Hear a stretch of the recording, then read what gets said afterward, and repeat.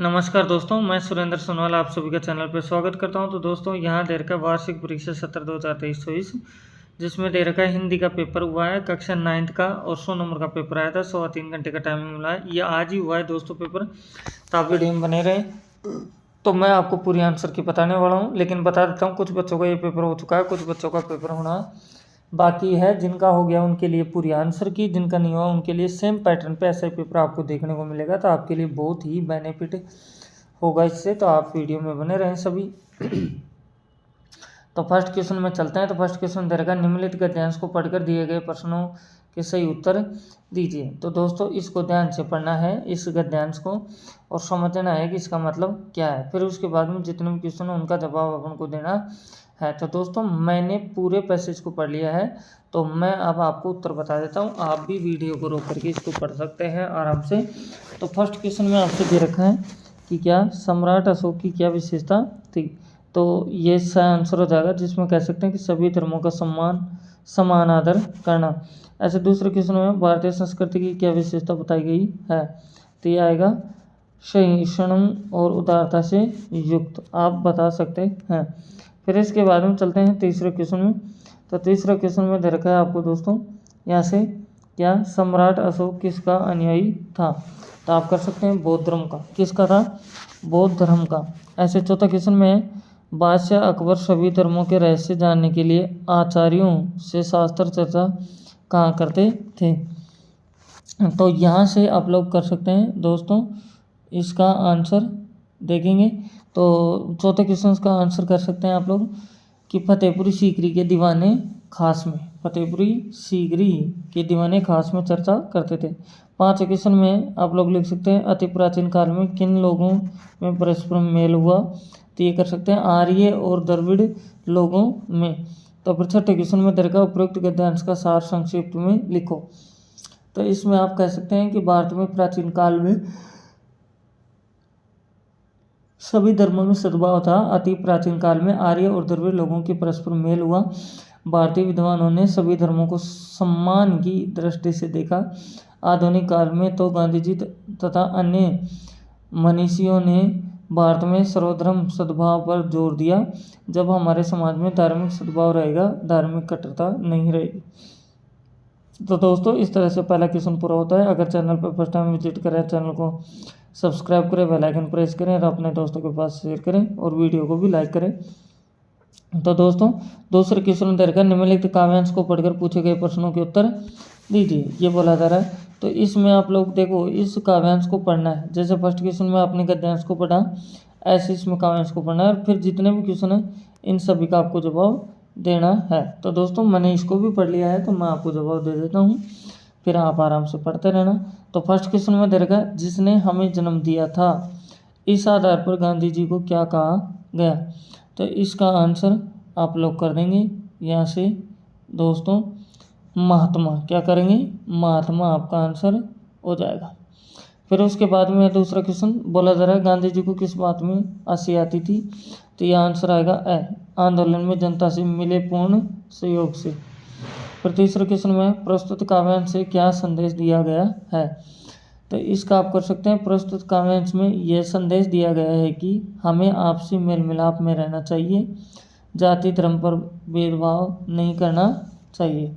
ऐसे चौथे क्वेश्चन में है तो बोल सकते हैं, आप कह सकते हैं कि जिसने जन्म दिया था का क्या अर्थ है। तो इसका आंसर लिखेंगे कि जन्म दिया था का अर्थ है कि जिस धरती माँ ने हमें जन्म दिया है उस धरती माँ की सुरक्षा के लिए हमें योगदान देना चाहिए। इसका मतलब ये है। पाँचवें क्वेश्चन में है कि प्रस्तुत काव्यांश का शीर्षक लिखो। तो इसमें लिख सकते हैं गांधी जी का योगदान। फिर छठे क्वेश्चन तक है इस काव्यांश में गांधी जी को किस रूप में याद किया गया। तो आप लिख सकते हैं गांधी जी को महात्मा के रूप में याद किया गया, आपका आंसर हो जाएगा। अब चलते हैं दोस्तों तीसरे क्वेश्चन में। तो तीसरा क्वेश्चन क्या है देख सकते हैं, निम्नलिखित में से किसी एक विषय पर 300 शब्दों में निबंध लिखिए। तो अब या तो आप लिख सकते हैं आत्मनिर्भर भारत पे, या फिर लिख सकते हैं बेटी बचाओ बेटी पढ़ाओ। स में आपके पास में जल संरक्षण हमारा दायित्व, फिर मेरे सपनों का भारत। इन पे किसी पे भी आप लिख सकते हैं।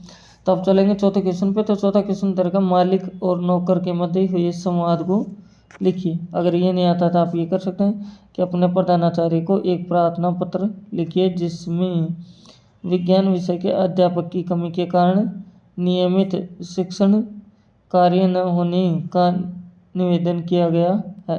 तो इस तरह से आप लोग इसको पूरा पढ़ करके आराम से कर सकते हैं दोस्तों। ये बुक के क्वेश्चन है, सभी आप कर सकते हैं। तब आते हैं पाँचवें क्वेश्चन में। तो बोला जरा आपके विद्यालय में वार्षिक उत्सव का आयोजन किया गया, उस पर 100 शब्दों में एक प्रतिवेदन तैयार कीजिए। ऐसे छठा क्वेश्चन में है आपके पास में क्या है देख सकते हैं।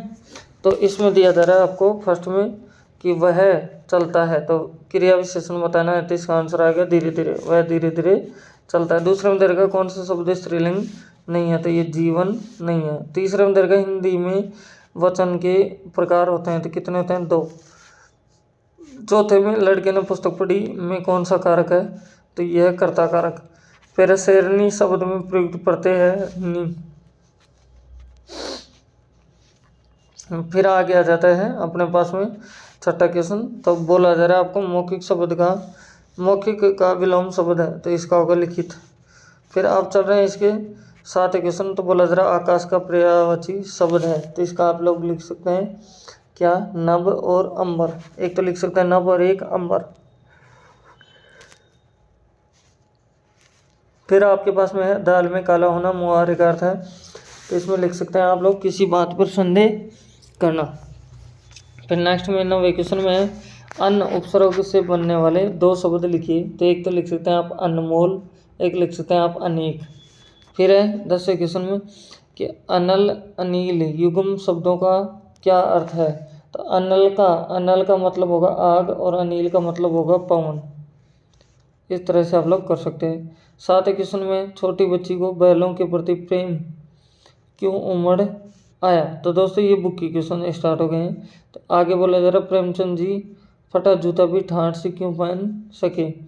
9वां क्वेश्चन में पुरस्कार में चांदी का कटोरा मिलने पर सुभद्रा जी ने लेखिका से क्या कहा। अब चलेंगे आगे इसके बाद में 10वें क्वेश्चन में। तो बोला जा रहा कोई वस्तु हमारे लिए उपयोगी हो या ना हो लेकिन टीवी पर विज्ञापन देकर हम उसे खरीदने के लिए अवश्य लालायित होते हैं, क्यों। ऐसे 11 क्वेश्चन दर का महादेव वर्मा का जीवन परिचय लिखिए।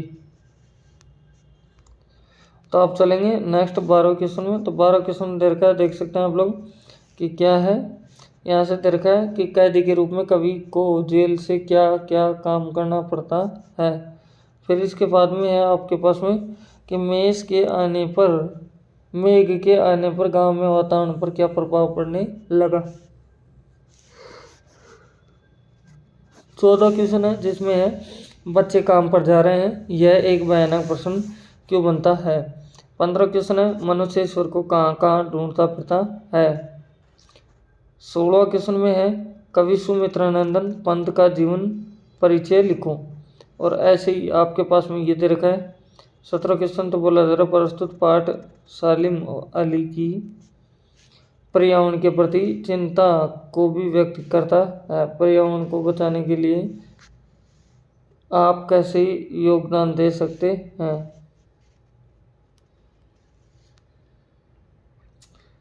अब इसके अथवा में देख सकते हैं जिसमें दे रखा है लेखक ने प्रेमचंद के फटे जूते का क्या कारण सोचा और पठित पाठ के आधार पर लिखिए। अब इसके बाद में आ रहा है 18वां क्वेश्चन। तो 18वें क्वेश्चन में है कवि सुमित्रा नंदन पंत द्वारा लिखित ग्रामश्री कविता में व्यक्त प्रकृति के विभिन्न रूपों को विस्तार से बताइए। आप ये नहीं आता है तो आप इसमें भी अथवा में दे रखा है जो कि आप लोग देख सकते हैं, ये आपके अथवा में है। फिर इसके बाद में 19वां क्वेश्चन। तो 19वें क्वेश्चन में है बाढ़ पीड़ितों को सबसे अधिक किस चीज़ की आवश्यकता थी। फिर इसके बाद में है 21वां क्वेश्चन, नहीं 20वां क्वेश्चन। 20वां क्वेश्चन में है अब तुम्हारी मर्जी चाहे चोरी करो या खेती, यह बात किसने और किससे कही। फिर उसके बाद में है 21वां क्वेश्चन। तो बोला जरा रीढ़ या डी एकांकी के माध्यम से लेखक ने समाज की किस मानसिकता पर प्रहार किया।